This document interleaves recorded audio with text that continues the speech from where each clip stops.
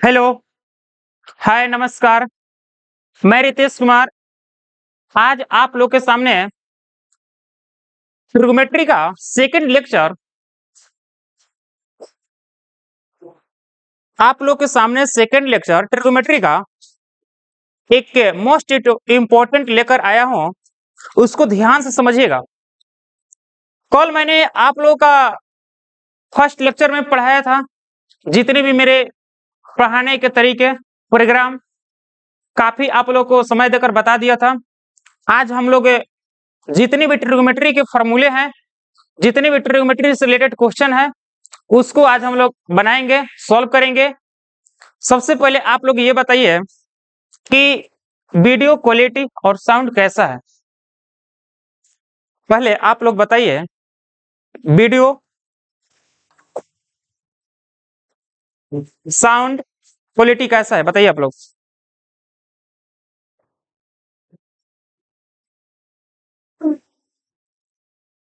चलिए, मैंने बता दिया था ट्रिग्नोमेट्री का इंपॉर्टेंट कितना है, ट्रिग्नोमेट्री चैप्टर कितना इंपॉर्टेंट है, मैंने फर्स्ट लेक्चर में बता दिया था। आज भी थोड़ा सा रिपीट कर रहे हैं ताकि जो लोग फर्स्ट वीडियो नहीं देखे हैं, आज यहाँ से वीडियो स्टार्ट कर रहे हैं ताकि लग जाए कितना इंपॉर्टेंट यह चैप्टर है। मैथ में 100 नंबर का आता है, एक ऐसा चैप्टर है सीधे 40 नंबर का आता है इसी चैप्टर से। इसीलिए मैंने पहले यही चैप्टर स्टार्ट किया है ताकि लड़कों लोग का एग्जाम कम से कम पास हो जाए। पास होने के लिए 30 नंबर की जरूरत होती है। यह एक ऐसा चैप्टर है कि खुद ही 30 से 35-40 नंबर का स्टोरेज करता है। तो चलिए हम लोग स्टार्ट कर रहे हैं क्लास। आज हम लोग ट्रिग्नोमेट्री का फर्स्ट लेक्चर मैंने कर दिया था, आज हम लोग सेकंड लेक्चर की ओर चल रहे हैं। समय को बर्बाद न करते हुए अब हम लोग क्लास को स्टार्ट कर रहे हैं। मैंने पहले भी बताया था कि एक स्टूडेंट का अनुशासन और मेहनत करने की लगन होना चाहिए। आप लोग ये भी बताए थे कि mathematics is a game of practice.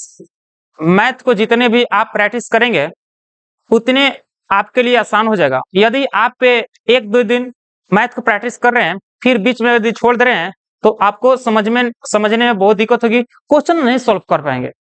तो आप कोशिश करिए कि कंटिन्यू वीडियो देखते रहिए।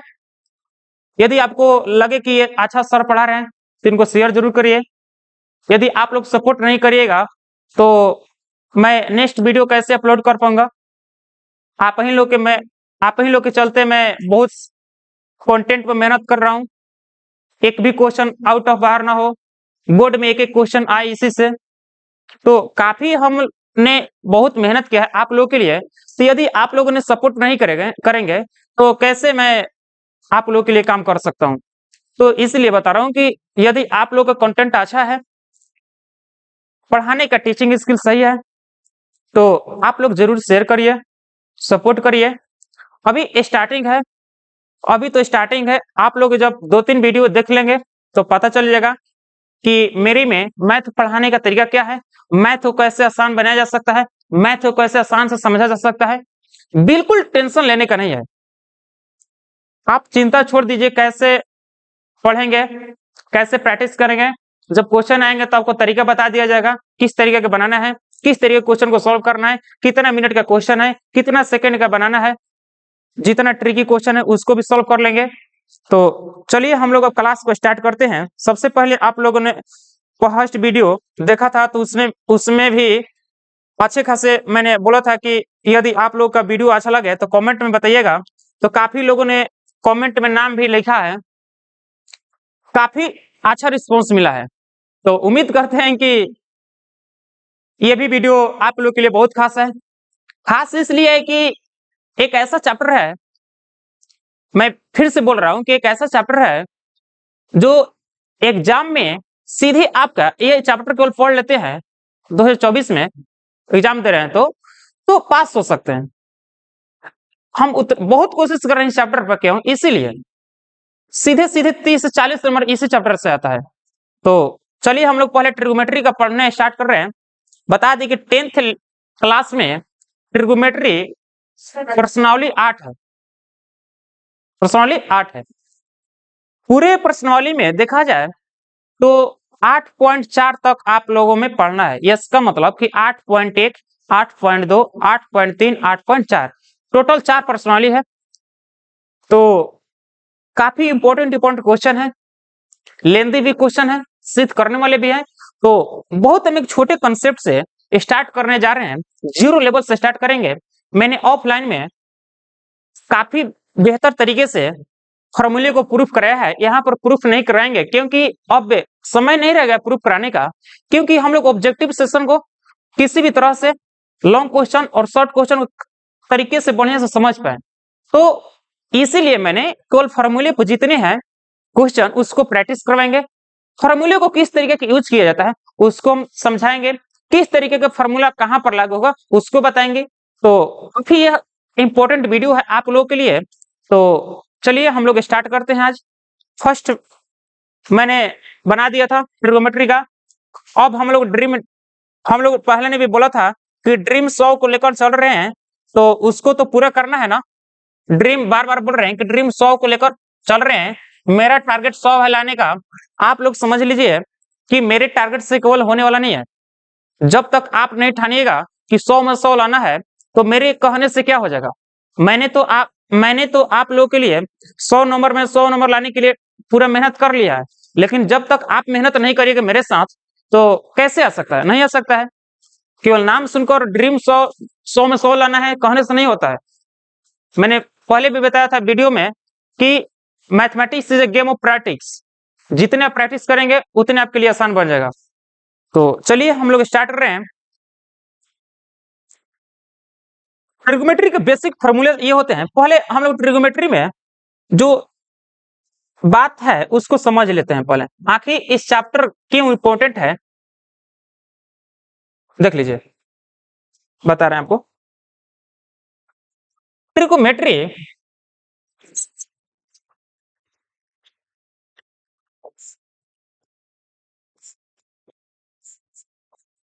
ट्रिगो शॉर्ट में लिख रहे हैं, समय का बचत होगा।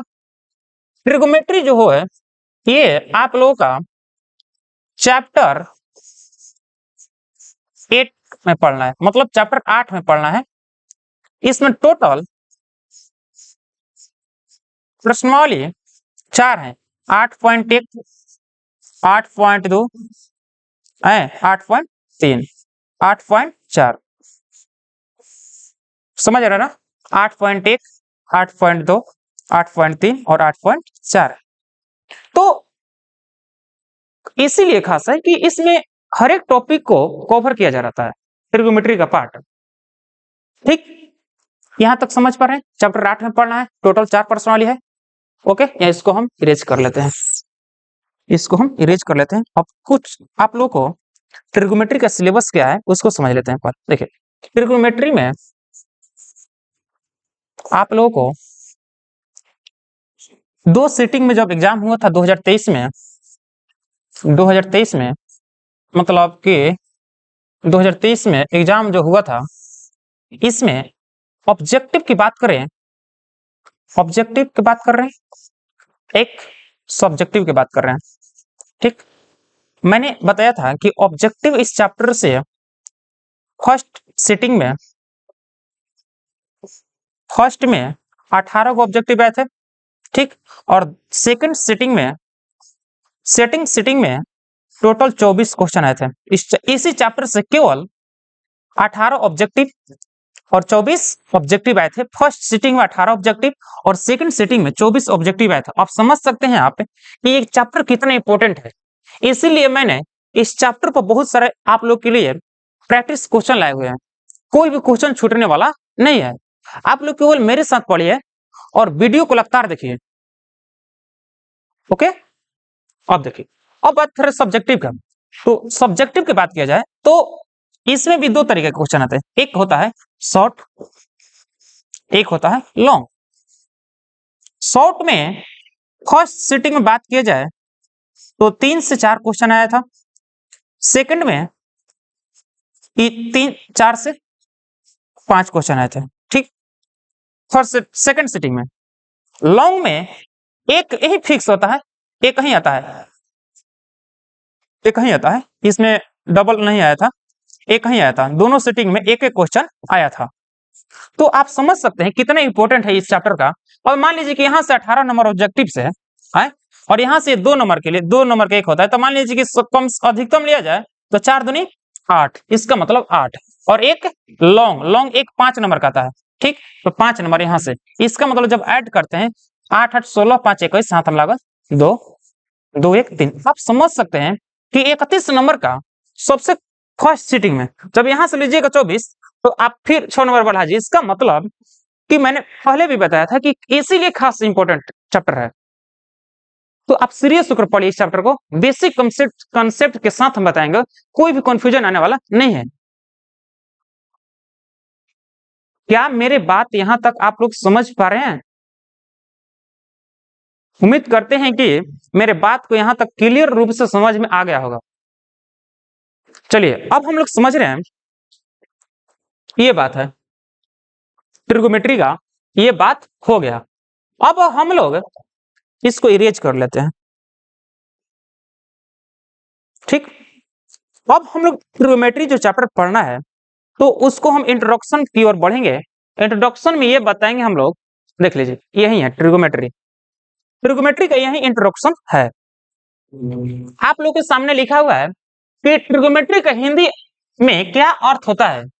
ट्रिगोमेट्री यह शब्द ट्री, गॉन, मेट्रॉन इन 3 ग्रीक शब्दों से मिलकर बना है, जिसमें ट्री का अर्थ है 3, गॉन का अर्थ है भुज और मेट्रॉन का अर्थ है माप। यह होता है अर्थात ट्रिगोमेट्री का अर्थ त्रिभुज के तीनों भुजाओं की माप। इंग्लिश में बात किया जाए तो ट्रिगोमेट्री का अर्थ होता है त्रिभुज के तीनों भुजाओं की माप, त्रिभुज के तीनों भुजाओं की माप। मैंने आप लोग के सामने लिख दे रहा हूं यहां पर TRIGONOMETRY,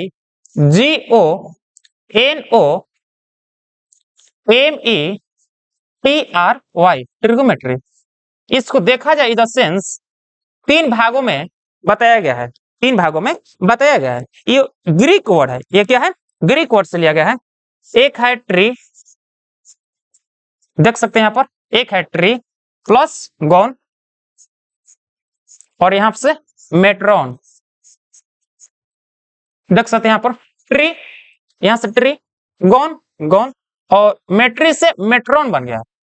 तो ओके, तो ये बोल रहा है कि ग्रीक शब्द से मिलकर बना है, ट्री का अर्थ है 3, इसका मतलब ये होगा कि 3 है और गॉन का अर्थ ये हुआ भुज, भुज मतलब भुजा, भुजा क्या, भुजा।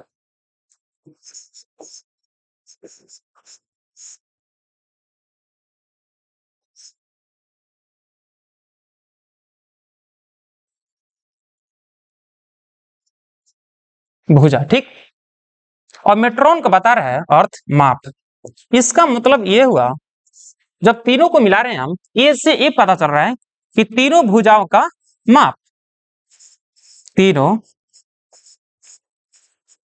भुजाओं का माप। इंग्लिश ट्रिगोमेट्री से मैंने ये यहां तक क्लियर हो गया कि ट्रिगोमेट्री ट्रीगोन मेट्रॉन से बना हुआ है। यह एक ग्रीक वर्ड है, यहां पर दर्शाया गया है कि ट्री का 3, गोन मतलब भुजा और मेट्रॉन मतलब माप। इससे यह पता चल गया कि ट्रिगोमेट्री में 3 भुजाओं का माप के बारे में पढ़ना है। यहां तक आप लोग मेरी बात को समझ पा रहे होंगे। जैसे कि आप लोगों के सामने ये लिखा हुआ है, मैंने पहले भी बोला था कि काफी आप लोग की मेहनत कर रखा है, देख लीजिए यही आप लोग की मेहनत कर रखे हैं, ठीक। यहां तक आप लोग को क्लियर होगा, मुझे पूरा उम्मीद है। अगर जो आप लोग का सही लगा, आप लोग शेयर जरूर करिए, मेरे को बहुत सपोर्ट करिए आप। अगर जो अच्छा लग रहा है तो जितने भी 10th क्लास में भाई बहन पढ़ने वाले हैं उसको बताइए। यदि कोई आपको डाउट लग रहा है, इस नंबर पर आप मैसेज करिए, कोई भी डाउट क्वेश्चन पूछिए किसी भी समय। आप लोगों को 10 बजे के बाद रात को आपको सोल्यूशन जरूर मिलेगा, क्योंकि आप लोगों के लिए मैंने बहुत मेहनत कर रखा है अभी तक। तो उम्मीद करते हैं कि यहां तक आप लोगों को समझ पा रहे होंगे। इसको हम इरेज कर लेते हैं। अब नेक्स्ट बढ़ते हैं अब त्रिकोणमिति किसे कहते हैं? त्रिकोणमिति किसे कहते हैं? तो त्रिकोणमिति गणित की वह शाखा है जिसमें त्रिभुज और त्रिभुज से बनने वाले बहुभुजों को अध्ययन किया जाता है। त्रिकोणमिति में सबसे अधिक समकोण त्रिभुज का महत्व अध्ययन किया जाता है। यही इंपॉर्टेंट है बाबू, यही इंपॉर्टेंट है कि टेंथ लेवल पे ट्रिगोनोमेट्री में समकोण त्रिभुज के ही बारे में पढ़ना है। तो हम लोग इस चैप्टर में केवल समकोण त्रिभुज पढ़ेंगे। ऑफलाइन में मैंने त्रिभुज के बहुत सारे प्रकार बताए हैं, जितने भी त्रिभुज हैं उसको मैंने ऑफलाइन में बता दिया है। ऑनलाइन में है बहुत कम समय है, इसको समय को देखते हुए मैंने केवल इस चैप्टर से रिलेटेड जो इंपॉर्टेंट है वो इसी बात को बताने के लिए आप लोगों के सामने यहाँ पर हूं। अब बताइए, यहां तक मेरी बात को समझ पाए? अब बताइए, तो फिर इसको इरेज कर लेते हैं हम।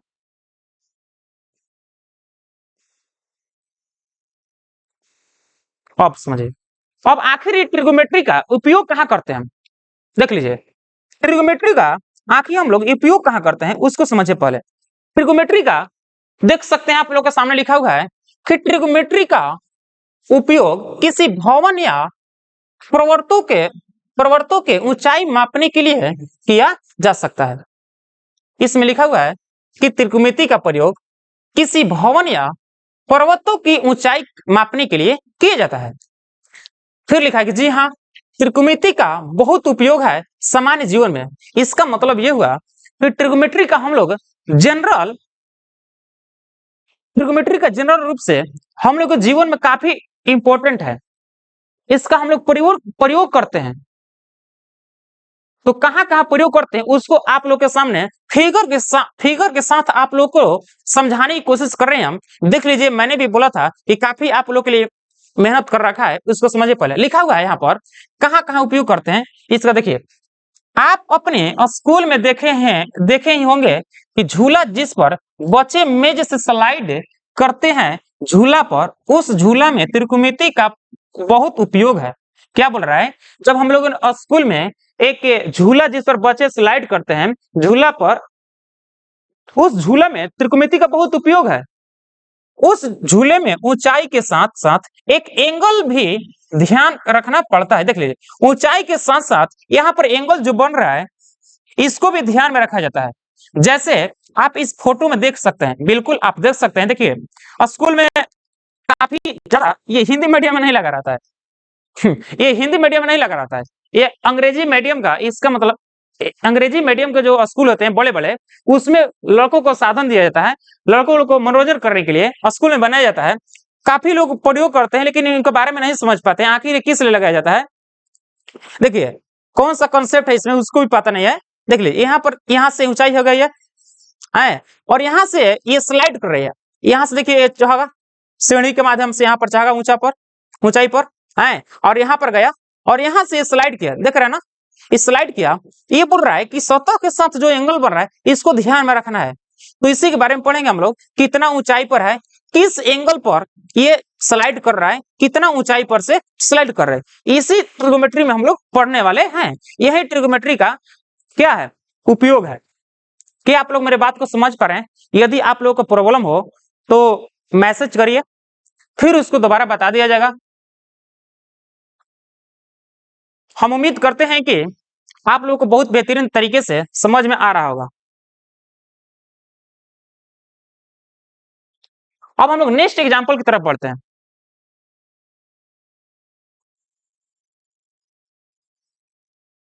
इसको इरेज कर लेते हैं। चलिए नेक्स्ट एग्जांपल की तरफ बढ़ते हैं। देखिए, नेक्स्ट एग्जांपल ये है बाबू, आप लोग के सामने देख सकते हैं। कह रहा है कि आप अपने घर के बगल में बिजली का पोल देखे होंगे। ये तो हर घर के पास एक बिजली का पोल लगा रहता है, लेकिन हम लोग उस बिजली के पोल जो लगा है उस बात को गौर से नहीं समझ पाते हैं कि ये क्या लगा हुआ है। देख लीजिए, बोल रहा है कि आप अपने घर के बगल में बिजली का पोल देखे होंगे, उसमें उस पोल को सहारे देने के लिए उस सहारे को लिखा है कि आप अपने घर के बगल में बिजली का पोल देखे होंगे, उसमें उस पोल को सहारा देने के लिए अलग से तार जोड़ा जाता है। वहां पर भी त्रिकोणमिति का यूज है। देख सकते हैं यहाँ पर पोल लगा हुआ है। अब जो समझ लीजिए आप, ये पोल लगा हुआ है, देख सकते हैं यहाँ पर तार लगा हुआ है। और ये जो लगा रहता है खेत में, हम लोग देखते अक्सर कि खेत में यहाँ पर एक तार के सहारे क्या लगता है, इसको धांसा रहता है, गाड़े रहते हैं लोग, जो कुछ भी समझिए। तो यहाँ पर किस एंगल के साथ इसको बांधा गया है, किस एंगल के साथ इसको बांधा गया, कितना ऊंचाई है पोल का, इसी के बारे में हम लोग ट्रिग्नोमेट्री के अंतर्गत समझते हैं। ये जो लिखा है, अब देखिए नेक्स्ट एग्जांपल, कि आजकल तो बड़ी बड़ी घर के ऊपर टावर लगाया जाता है। आप ये फोटो देख सकते हैं, पूरा का पूरा त्रिकोणमिति का ही प्रयोग है। देख सकते हैं यहाँ पर घर के ऊपर, ये अच्छे से शहरों में, अच्छे से शहरों में जितने भी वीआईपी घर हैं, वीआईपी शहर है, उस घर के ऊपर टावर लगा रहता है। तो टावर लगा है तो उसमें भी ट्रिग्नोमेट्री का उपयोग है, उसमें भी ट्रिग्नोमेट्री का प्रयोग किया गया है। लोग समझ नहीं पाते हैं, लेकिन इंजीनियर समझ पाते हैं। अब समझिए, तो अब देख सकते हैं ये महल है पूरा, महल के ऊपर एक टावर लगा हुआ है। टावर के साथ एक ये 45 डिग्री पर बांधा हुआ है, जो कुछ भी समझिए। ये महल है, महल के साथ भी एक क्या है, एक्स डिग्री जो है, ये महल, ये टावर की ऊंचाई x है और महल की ऊंचाई h है, तो पूरा ऊंचाई h प्लस x हो गया। तो बाकी सब समझ सकते हैं, इसी के बारे में हम लोग ट्रिग्नोमेट्री के अंतर्गत समझते हैं बात को, इससे ट्रिग्नोमेट्री के अंदर प्रयोग करते हैं, उपयोग करते हैं। क्या मेरी बात को समझ पा रहे हैं? यहाँ तक आप लोग को बेसिक बात समझ में आया, आखिर ट्रिग्नोमेट्री का उपयोग कहाँ करते हैं, किस तरीके से सब करते हैं, आखिर क्यों पढ़ रहे हैं ट्रिग्नोमेट्री का, लाइफ में क्या जीवन है, जीवन में इसका प्रयोग कहाँ है। आप लोग उम्मीद करते हैं कि आप लोग बहुत ही बारीकी से समझ पा रहे होंगे, इसका प्रयोग क्यों जरूरी है। नॉर्मली जीवन में हम लोग का प्रयोग होता है, सामने देख ही रहे हैं, घर के सामने पोल लगा है, पोल के सामने उसको, धरती के सामने उसको तार से क्या बांधा रहता है, तो उसको ध्यान में समझिए। अब समझिए, अब नेक्स्ट एग्जांपल लेते हैं, हम नेक्स्ट एग्जांपल लेते हैं। आप समझिए, ये जो बता रहे हैं इसको ध्यान समझिएगा। ये लिखा हुआ है, ये लिखा हुआ है कि आप पे, ये लिखा हुआ है कि आप कभी, ये रोचक रोचक है बात, आप कभी आम, अमरूद इत्यादि तोड़े ही होंगे, अगर दूसरा का पेड़ तो दूर से ही पत्थर फेंकते हैं तो, और तोड़ने की कोशिश करते हैं, उसमें भी त्रिकोणमिति का प्रयोग है कि आप कितना दूर से पत्थर फेंकते हैं और एंगल का भी ध्यान रखते हैं, तो अब जाकर फल को तोड़ पाते हैं। आप इस फोटो के माध्यम से समझ सकते हैं। आप बिल्कुल समझ लीजिए बेसिक लेवल से कि यहाँ पर पेड़ लगा हुआ है, अब आम अमरूद का जो भी कुछ पेड़ हो, यहाँ पर पेड़ लगा हुआ है। तो पेड़ लगा हुआ है, तो यहाँ पर एक लड़का है, ठीक ना, ये बोला है लड़का कि हम इसको आम को तोड़ना चाह रहे हैं, बताइए हम किस एंगल के साथ बीगे, कितना ऊंचाई पर बीगे कि आम टूट जाए। तो यहाँ पर भी ट्रिग्नोमेट्री का उपयोग है, यहाँ पर भी ट्रिग्नोमेट्री का उपयोग है, प्रयोग है। तो ये सब प्रयोग है ट्रिग्नोमेट्री का। बेसिक बात मैंने बता दिया, इंट्रोडक्शन दे दिया, ट्रिग्नोमेट्री का परिभाषा दे दिया था। अब हम लोग चल रहे हैं, इसके अंतर्गत जो फॉर्मूले होते हैं उसको समझने की कोशिश करेंगे। चलिए,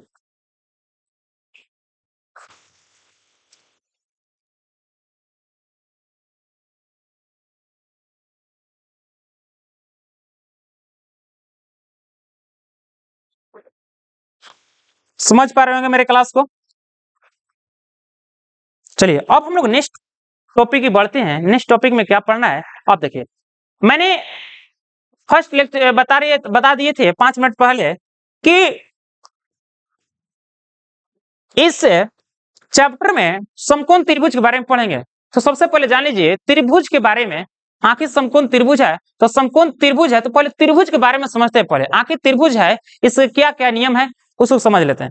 देखिए, आप लोग के सामने त्रिभुज क्या है लिखा हुआ, इसको ध्यान से पढ़िए। आप लोग पहले ध्यान से पढ़ने की कोशिश करिए। पहले आप, लिखा हुआ है कि त्रिभुज एक समतल है और बंद ज्यामितीय आकृति है या होती है, जिसकी 3 भुजाएं होती है, अर्थात यह 3 रेखाखंडों से घिरा होता है। तो फर्स्ट क्वेश्चन आप लोग के सामने आ सकता है कि बताइए त्रिभुज एक कैसा आकृति है, समतल है, समतलीय है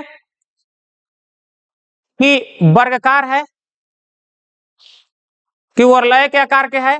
तो बता सकते हैं आप कि एक त्रिभुज एक समतल के आकार के है। ये आपका ऑब्जेक्टिव में आ सकता है। ये भी बोल सकते हैं कि एक ज्यामितीय आकृति है। क्या है? ज्यामितीय आकृति। विस्तार से आप लोगों का ज्यामिति में मिलेगा पढ़ने के लिए त्रिभुज के बारे में। हम लोग अभी थोड़े तौर पर, मोटे तौर पर बेसिक कंसेप्ट जो होता है उसको समझने की कोशिश कर रहे हैं। त्रिभुज में 3 भुजाएं होती है। अब बताइए, भुजा देखिए आप लोग के सामने एक ट्रायंगल दिखाई दे रहा होगा। देखिए आप लोग के सामने कितना मेहनत किया जा रहा है ये समझिए। पहले ये जो है ये वर्टेक्स है, शीर्ष है। वर्टेक्स को हिंदी में बात करें तो शीर्ष है। साइड को बात करें तो भुजा। ये यहां पर जो बन रहा है एंगल थीटा, तो मान लीजिए कि यहां पर क्या बन रहा है? कोण। देख लीजिए यहां पर भी एक कोण बन रहा है, यहां से एक अंदर कोण बन रहा है, कोण बन रहा है। ये जो है साइड है। अब कैसा आकृति है समबाहु त्रिभुज उसके बाद में समझेंगे। लेकिन एक त्रिभुज में 3 साइड, 3 एंगल और 3 वर्टिकल होते हैं। बता दें कि एक त्रिभुज में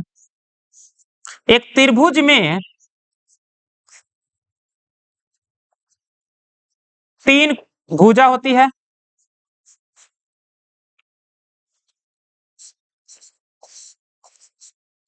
3 कोण होती है और 3 शीर्ष होती है। त्रिभुज के अंतर्गत 3 को भुजा होती है, 3 कोण होती है, 3 शीर्ष होती है। मेरी बात को समझ पा रहे हैं?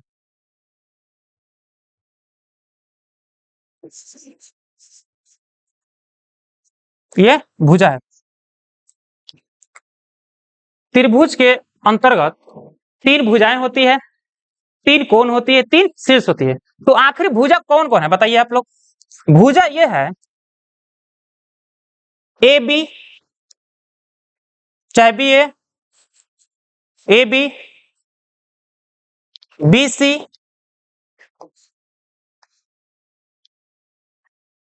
ए बी, बी सी और काची सी है। आप लोग के सामने 3 भुजा है, उसका नाम मैंने नाम लिख दिया कि एक होगा ए बी, बी सी और क्या है? सी है। ओके। अब एंगल की बात कर रहे हैं तो यहाँ पर बी है तो यहाँ पर ले रहे हैं एंगल बी ले रहे हैं, यहाँ पर एंगल सी ले रहे हैं और यहाँ पर एंगल ए ले रहे हैं। तो एंगल जो है, एंगल को ऐसे दर्शाते हैं, ध्यान से समझिएगा। एंगल को ऐसे दर्शाते हैं, angle A, angle B, angle C. ये हुआ आपका नेम। 3 शीर्ष कौन कौन है? ये शीर्ष है ए बी सी। 3 शीर्ष कौन कौन है? तो ए बी सी। ये आप लोग का जो त्रिकोणमिति के अंदर त्रिभुज की बात है, त्रिभुज की जो बातें हैं उसको मैंने आप लोग को बता दिया। तो बेसिक बात ये है, त्रिकोणमिति के अंतर जितना भी बेसिक बात है तो आप लोग को बता दिया गया है कि त्रिभुज के अंतर्गत एक समतलीय होता है, ज्यामितीय आकृति होती है जिसकी 3 भुजाएं अर्थात एक 3 रेखा खंडों से घिरा होता है। त्रिभुज के अंतर्गत 3 भुजा होती है, 3 कोण होती है, 3 शीर्ष होती है। 3 भुजा कौन कौन? ए बी, यहां से ए बी और बी सी और क्या? सी है। ए बी, बी सी और सी है। 3 कोण कौन कौन सी होती है? तो कोण ए, कोण बी और कोण सी होती है। कोण ए, कोण बी और कोण सी हो गया। अब शीर्ष की बात करें तो शीर्ष ए, शीर्ष बी और शीर्ष सी आप लोग के सामने दर्शाया गया है। तो आप समझ सकते हैं ये त्रिभुज का बेसिक बात यही है। इसको पहले आप लोग क्लियर कर लीजिए। यहां तक क्या आप लोग क्लियर हैं? अभी तक क्या आप लोग को मिटा दें, यहां से इरेज कर लें? आदेश दीजिए आप लोग, इरेज कर दे रहे हैं। स्क्रीनशॉट जिसको लेना है ले लीजिए। अब समझिए। अब नेक्स्ट हम लोग समझ रहे हैं क्या इसके अंतर्गत पढ़ना है। ये देखिए, तो एक त्रिभुज में निम्नलिखित होते हैं 3 भुजाएं। अभी बताएं आप लोग का 3 भुजाएं आप लोग के सामने सब लिखा हुआ है, सब मेहनत किया हुआ है। 3 भुजाएं, 3 कोण और 3 कोण और 3 कोने। कोने मतलब शीर्ष भी हो सकता है, इसको शीर्ष भी लिख सकते हैं, कोई दिक्कत नहीं है। 3 बोलिए कोना, चाहे शीर्ष बोलिए, ठीक। अब बताइए, ये बोल रहा है कि त्रिभुज के जो मूल गुण है, किस आखिर हम त्रिभुज क्यों नाम रखें, त्रिभुज की कौन कौन सी क्वालिटी है, कौन कौन सी गुण है, उसको समझेंगे। जब ये सब आपके पास क्वालिटी है तभी आप त्रिभुज को मान्यता दिया गया है, नहीं तो मान्यता नहीं दे पाएंगे। अब समझिए आप लोग कि त्रिभुज के मूल गुण, बेसिक प्रॉपर्टीज ऑफ ट्रायंगल, त्रिभुज के कुछ बहुत ही बुनियादी गुण है जिसके बारे में आपको आवश्यक पता होना चाहिए। किसी त्रिभुज के तीनों कोणों का योग सदैव 180 डिग्री होना चाहिए। त्रिभुज के तीनों कोणों का योगफल अंतः कोणों का योगफल, ये बात को आप लोग ध्यान में रख लीजिए कि अंतः कोणों का योगफल, कुछ लोग बता देते हैं कि योगफल 180 डिग्री होता है। हम बता रहे हैं आप लोग को कि तीनों कोणों का अंतः कोणों का योगफल 180 डिग्री होता है। यहाँ पर ए है वर्टेक्स, तो यहाँ पर एंगल ए ले रहे हैं, यहाँ पर एंगल सी है तो यहाँ पर एंगल सी हो गया, यहाँ पर बी है तो यहाँ पर बी हो गया। इसका मतलब ये हुआ कि जब हम तीनों को जो अंतः कोणों का योगफल जोड़ेंगे, अंतः मतलब अंदर, तो अंदर में क्या क्या है एंगल बताइए, ए है, सी है और क्या है, बी है। इसका मतलब ये हुआ, फर्स्ट पॉइंट ये समझ पा रहे हैं कि angle A plus angle B plus angle C equal to 180 degree. इस पॉइंट से हम लोग ये बात चल गया कि एक त्रिभुज के अंतः कोणों का योगफल 180 डिग्री होता है। फर्स्ट पॉइंट हम लोग क्लियर हैं यहाँ तक, बताइए तो यहाँ तक आप लोग क्लियर हैं? उम्मीद करते हैं कि आप लोग क्लियर होंगे यहाँ तक, बिल्कुल।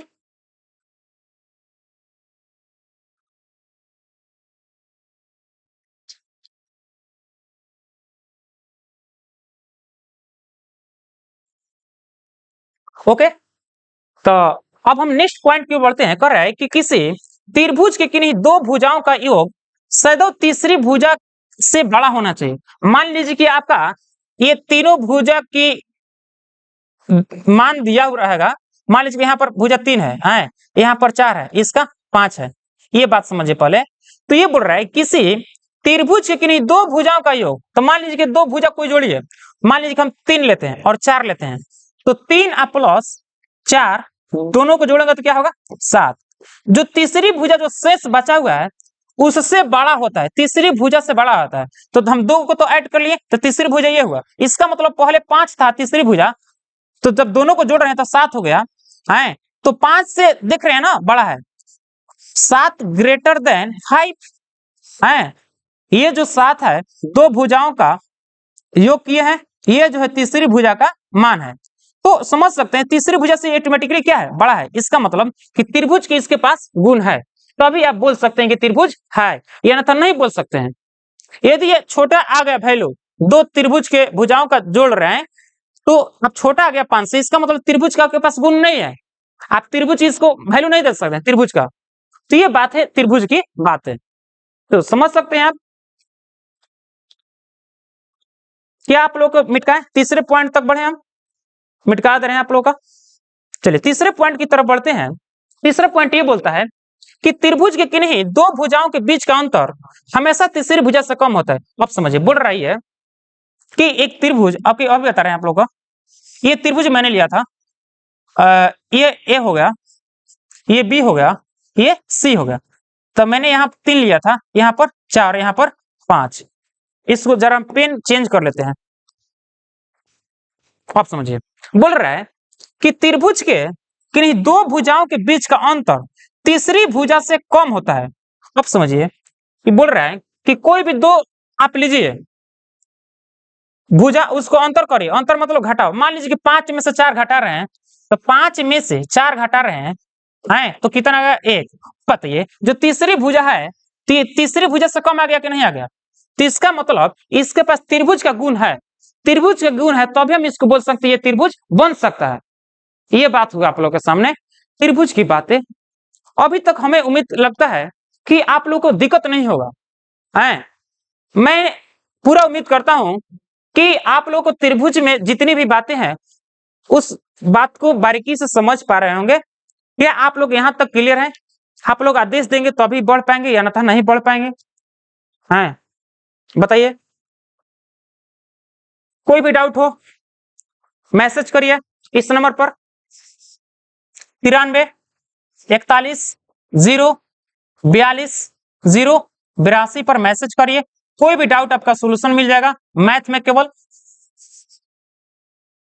डाउट मशीन है मैं, ठीक ना। कोई भी डाउट मैथ में हो इस नंबर पर आप संपर्क कर सकते हैं। रात में कभी भी सोल्यूशन मिल जाएगा 10 बजे के बाद है। बिल्कुल उम्मीद करते हैं आप लोग यहाँ तक मेरी बात को समझ पा रहे होंगे।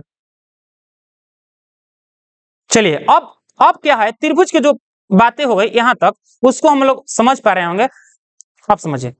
अब नेक्स्ट बढ़ते हैं मेरे, देखिए अब त्रिभुज के कुछ प्रकार हैं। क्या है? त्रिभुज के प्रकार हैं। त्रिभुज के क्या है? प्रकार है मेरे भाई, आप समझिए। त्रिभुज के प्रकार ये बोल रहा है कि त्रिभुज के प्रकार में त्रिभुजों को मोटे तौर पर दो प्रकारों में वर्गीकृत किया गया, एक भुजा के आधार पर, एक कोण के आधार पर। त्रिभुज के मोटे तौर पर दो वर्गों में बांटा गया है, एक भुजा के आधार पर, एक कोण के आधार पर। आप लोग के सामने लिखा गया है कि भुजा की लंबाई के आधार पर और त्रिभुज के आंतरिक कोणों के आधार पर त्रिभुज, समझ सकते हैं आप। तो ये इन दो व्यापक प्रकार के त्रिभुजों को आगे वर्गीकृत किया गया है। तो आप लोग के सामने देख सकते हैं, एक भुजा के आधार पर है, एक कोण के आधार पर है, ये आंतरिक कोण के आधार पर है, ठीक ना।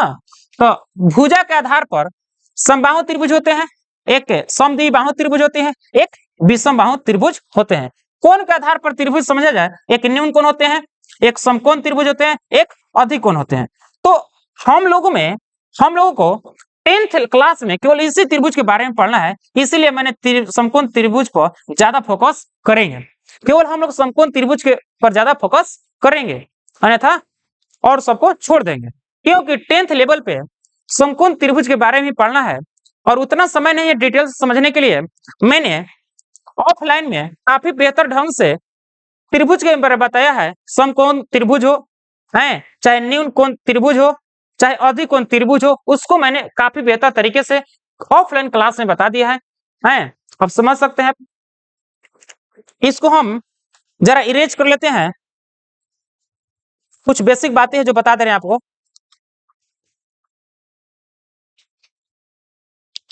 देखिए समबाहु त्रिभुज मतलब ये होता है कि जिसमें आप लोग के सामने कुछ अलग फिगर भी लाए हुए, देख सकते हैं, देख लीजिए। ये है समबाहु त्रिभुज की एग्जाम्पल, ये है समबाहु त्रिभुज की एग्जाम्पल, ये है समबाहु त्रिभुज की एग्जाम्पल, ठीक। ये है, देख सकते हैं आप, ये तीनों भुजा क्या है? बराबर है। जब तीनों भुजा बराबर हो उसे समबाहु बोलते हैं। समबाहु इसलिए मतलब कि सम मतलब बराबर, बाहु मतलब भुजा, वे ऐसा भुजा जिसके सभी बराबर हो उसको क्या बताएं? समबाहु त्रिभुज, मतलब समबाहु त्रिभुज। ये देख सकते हैं सभी भुजा क्या है? बराबर है। जब सभी भुजा बराबर हो तो एक एंगल जो होता है सभी का मान 60 डिग्री होता है। 60 डिग्री यहाँ पर भी 60 डिग्री, समझ सकते हैं आप। ये समबाहु त्रिभुज है, ये समद्विबाहु त्रिभुज है, देख सकते हैं आप, समद्विबाहु त्रिभुज है। ये जो है विषम बाहु त्रिभुज है, ये नहीं समकोण त्रिभुज है। देख सकते हैं इसका एक कोण क्या है? 90 डिग्री का है, एक कोण इसका 90 डिग्री का है। इसमें आपका तीनों भुजा क्या है? बराबर है। इसमें दो भुजा बराबर है, देख सकते हैं ये और ये है। इसमें एक कोण क्या है? समकोण है, इसीलिए समकोण त्रिभुज नाम रखा गया है। अब भुजा के आधार पर मैंने तो समझा दिया कि समबाहु में, समद्विबाहु में और समकोण में क्या होता है। समबाहु मतलब जिसकी सभी भुजा बराबर हो, समद्विबाहु मतलब जिसकी दो भुजा बराबर हो, विषमबाहु त्रिभुज मतलब जिसकी सभी भुजा क्या हो? अलग अलग हो, जिसकी सभी भुजा अलग अलग हो। आप समझिए कोण के आधार पर, क्या? कोण के आधार पर। इससे आप विषम, यहाँ पर नहीं, सॉरी, यहाँ पर समकोण त्रिभुज का डायरेक्शन नहीं है, मैंने थोड़ा सा मिस्टेक कर दिया, इसके लिए आप लोग क्षमा कर दीजिएगा। यहाँ पर समकोण त्रिभुज नहीं है, यहाँ पर ऐसे लगा हुआ है, तो समझ सकते हैं इसका सभी भुजा क्या है? अलग अलग है, सभी भुजा अलग अलग है, इसीलिए इसको क्या बोल सकते हैं हम? विषमबाहु त्रिभुज बोल सकते हैं। अभी मेरा सेकंड लेक्चर है, इसीलिए कहीं बोलने में मिस्टेक हो जाए तो आप लोग क्षमा कर सकते हैं मेरे को, काफी हम लोग सुधार करेंगे।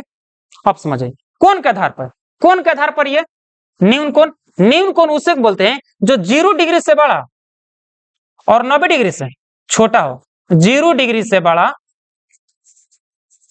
और 90 डिग्री से छोटा। आप समझ सकते हैं कि ये सब 0 डिग्री से बड़ा है, लेकिन कोई भी 90 डिग्री है, 90 डिग्री से छोटा ही है। ये 70 डिग्री का है, ये 50 डिग्री का है, ये 60 डिग्री का, इसीलिए क्या हो गया, न्यून कोण त्रिभुज हो गया। अब समझिए समकोण त्रिभुज, समकोण मतलब जिसका एक कोण क्या हो, 90 डिग्री का हो, एक कोण क्या होगा, 90 डिग्री हो गया। इसी त्रिभुज के बारे में हम लोग त्रिकोणमिति में पूरा प्रयोग, इसी त्रिभुज के बारे में हम लोग पूरा पढ़ेंगे, इसी त्रिभुज के बारे में पढ़ेंगे। किस त्रिभुज के बारे में, समकोण त्रिभुज के बारे में पढ़ेंगे। बाकी सब अब थोड़ा सा समझ सकते हैं।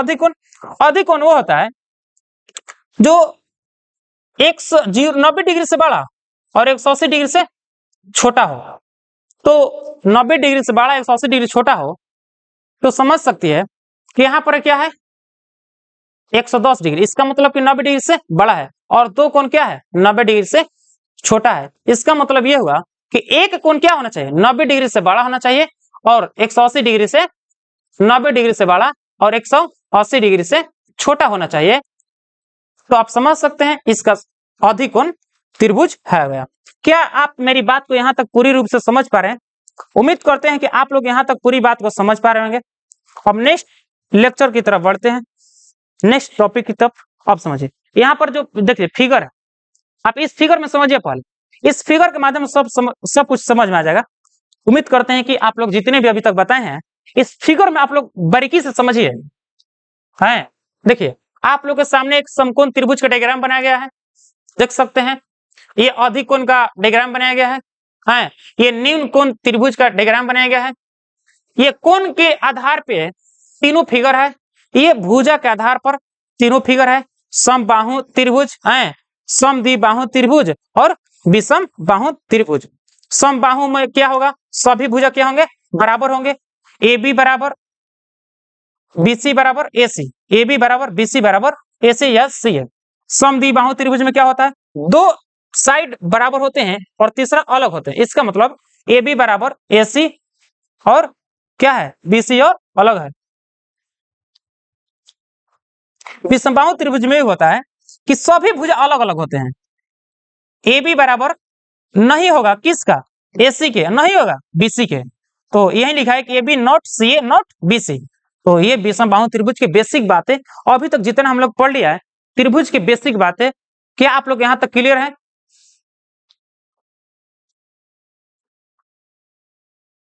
क्या आप लोग यहाँ तक क्लियर है? मेरी बात को समझिए।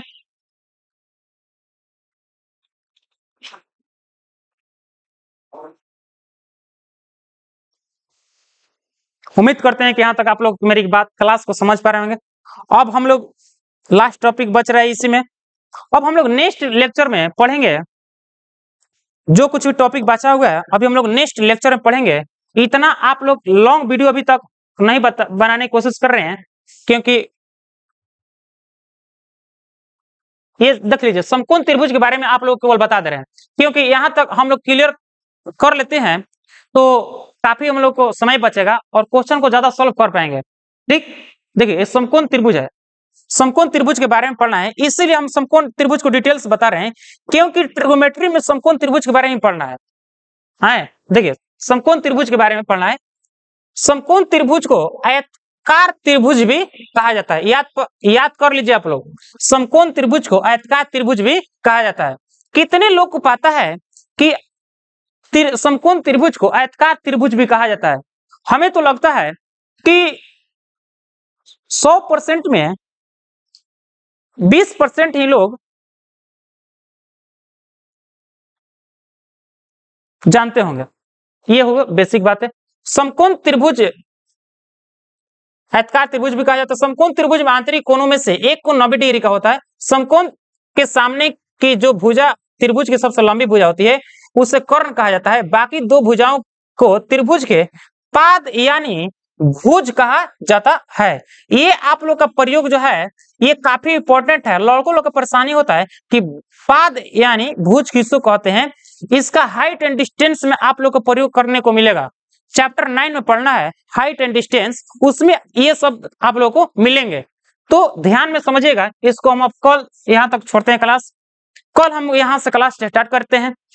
अगर जो आप लोग को वीडियो अच्छा लगे तो दोस्तों के साथ शेयर जरूर करिए, और नेक्स्ट लेक्चर हम लोग जरूर लेकर आएंगे एक बेहतरीन क्लास की। और कंटेंट की बात है तो आप लोग समझ ही सकते हैं किस लेवल के तैयारी किया जा रहा है लड़कों पढ़ाने के लिए, कि जो 10th क्लास में पढ़ रहे हैं उनको 1% भी दिक्कत न हो। मेरा सपना है केवल 100 में 100 लाना, मेरा 98 सपना नहीं है।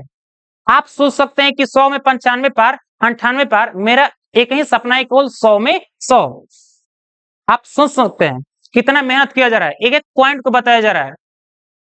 तो इस लेवल पर मैंने काफी मेहनत कर रखा है, आप लोग को भी मेहनत करने की जरूरत है। तो जितना मैं मेहनत कर रहा हूं उससे आप कई गुना आप मेहनत करिए, क्योंकि आप लोग का एग्जाम है। तो इस लेवल के नहीं मेहनत कर पाएंगे तो कैसे चल पाएगा। तो यही बात है, आप लोग यदि 1 मिनट लेक्चर छोड़ते हैं तो आप लोग का 2 नंबर का नंबर चल सकता है। तो बात यही है। तो अब मिलते हैं हम नेक्स्ट लेक्चर में। ये सब बेसिक बातें हैं जिसके आप लोगों के लिए मेहनत किया जा रहा है, ये सब फॉर्मूले हैं। आप लोगों के लिए कंटेंट ये सब बताया गया है, आप लोग हम कल ये सब बताएंगे नेक्स्ट वीडियो में। ये सब काफी लड़कों को परेशानी होती है ये सब याद करने में, मैंने काफी मेहनत कर रखा है इस पर लोगों को बताने के लिए। ये सब बेसिक फॉर्मूले हैं, तो कल इस चर्चा करेंगे, देख सकते हैं आप लोग। इस तरीके का आप लोग को क्वेश्चन को प्रैक्टिस कराया जाएगा। ठीक है, तो यहीं तो क्लास खत्म करते हैं। जय हिंद, जय भारत, जय बहादुर।